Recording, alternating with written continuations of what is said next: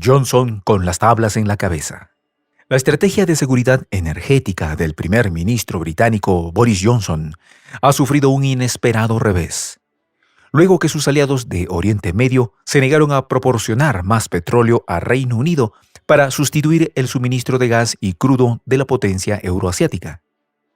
Y es que, como bien lo predijo el propio premier británico unos días antes de su viaje a la capital de Arabia Saudita, los planes de Londres para superar la dependencia del petróleo y el gas siberiano lucen cada vez más difíciles.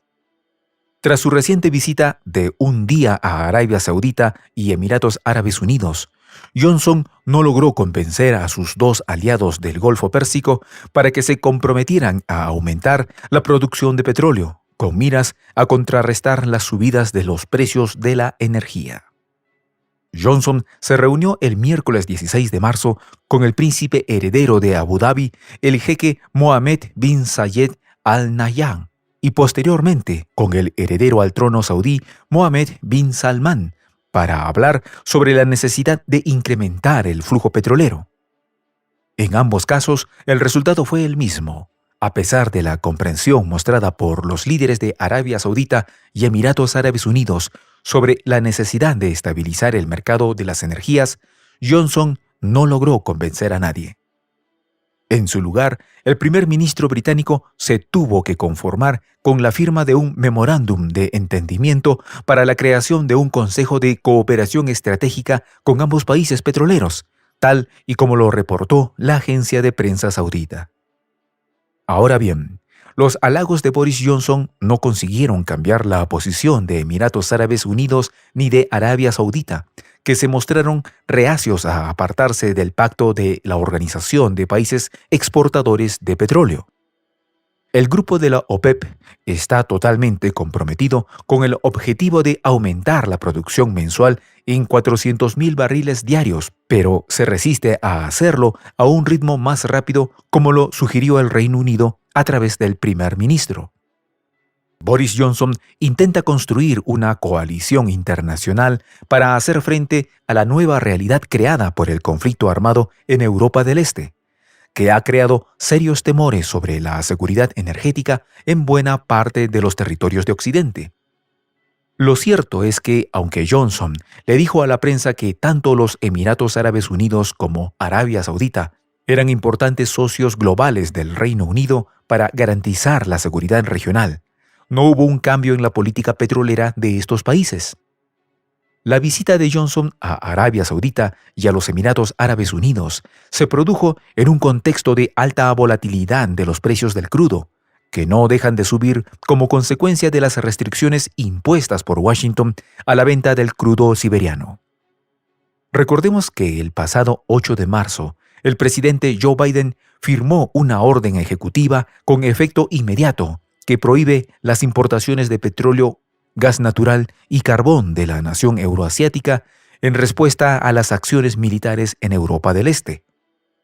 En medio de este contexto, el precio del petróleo Brent, de referencia en Europa, se situó el lunes 7 de marzo al borde de los $140, cerca de los máximos históricos registrados en 2008, tras dispararse casi un 20% por los temores a las sanciones de Washington.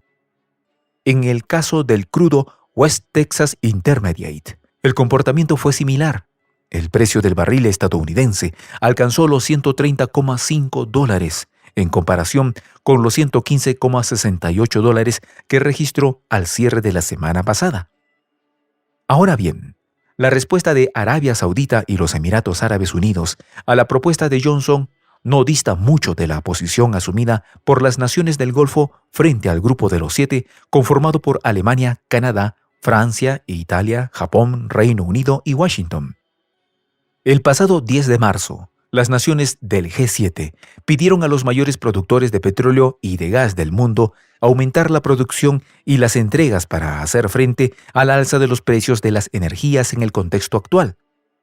Los resultados fueron los mismos. El G7 se enfrentó a las reticencias de Arabia Saudita y los Emiratos Árabes Unidos, quienes no quieren romper sus compromisos de precios acordados con la OPEP, el poderoso bloque que concentra 40% de la producción mundial del crudo. Los dos países miembros de la OPEP han dado al traste incluso con los esfuerzos diplomáticos del presidente Joe Biden, con quienes ha mantenido una relación fría desde que el líder demócrata asumió el cargo a principios del año 2021. Lo cierto es que los planes de Johnson para poner fin a la dependencia del petróleo y el gas de Siberia se han tornado cada vez más difíciles. La potencia euroasiática es el segundo mayor exportador de petróleo del mundo y envía unos 7,5 millones de barriles diarios de crudo y combustible a los mercados mundiales. Es por ello que las sanciones contra ese país y las graves tensiones geopolíticas derivadas del conflicto en Europa podrían continuar incrementando el precio del crudo en las próximas semanas, según estiman varios analistas económicos, quienes prevén que el petróleo podría rozar los $200. En este contexto, es poco probable que el embargo estadounidense sea seguido en el corto plazo por otros aliados europeos distintos al Reino Unido, pues naciones como Alemania, la llamada locomotora económica de la Unión Europea, depende en más de la mitad de su suministro energético del país sancionado.